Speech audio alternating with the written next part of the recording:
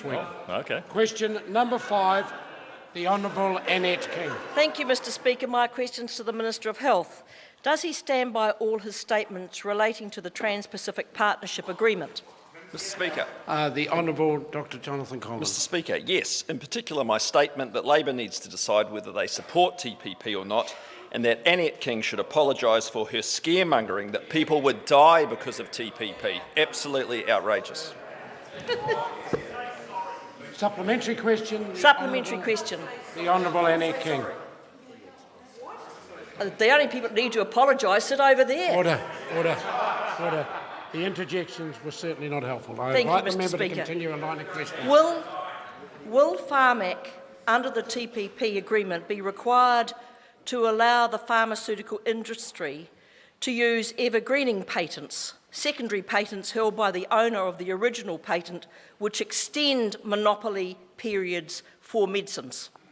The Honourable Dr Jonathan Coleman. All I can say is that there will be no change to our policy settings and therefore no increased costs. Speaker, I can hear it. Order. Order. Order. I'm going to invite the member to ask the question again, and then I'm going to ask quite strongly that the interjection level from the left-hand side quieten considerably so that we can all hear the answer. Will Pharmac, under the TPP agreement, be required to allow the pharmaceutical industry to use evergreening patents, secondary patents held by the owner of the original patent, which extend monopoly periods for medicines?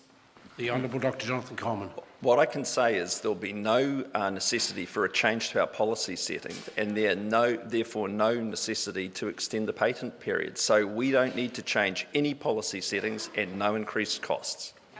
Supplementary question. Supplementary Mr. Speaker. question, the Honourable Annette. Has he been told what data protection means under the TPPA? If so, what impact will such a mechanism have on a generic manufacturer of pharmaceuticals?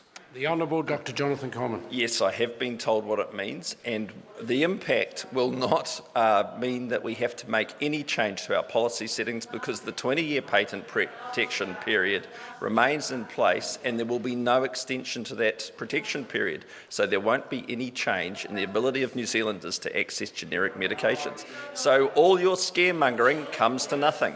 Order. Point of order, the Honourable Annette King. Mr. Speaker, I ask what the mechanism did to the generic manufacturers of Order. pharmaceutical. Order, the member didn't. She asked 2 questions. The first question was, what has we been told what data protection means, and that was answered immediately. Supplementary question, the Honourable Annette King. What analysis of the financial impact of data protection mechanisms to be used to deliver comparable outcomes under the TPPA have been undertaken?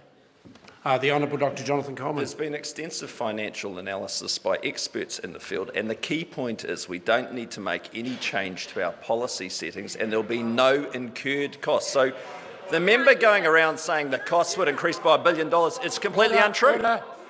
Order. Order. Order. To Dr Megan Woods, a point of order has been called. That means she will remain silent.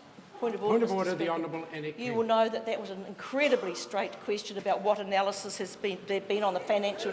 He went straight into attacking me personally. No, he didn't. He didn't. He went immediately to answer the question and said there'd been extensive analysis using the word financial analysis, then went on with a part additional answering to the question, which was certainly unhelpful. But the question was addressed. Supplementary question, Supplementary Mr. Speaker. question, the Honourable Annette King. Oh, come on. Supplementary question. Give him a hand. Will the government commit to an independent health impact assessment of the TPPA to be made available before the agreement is signed?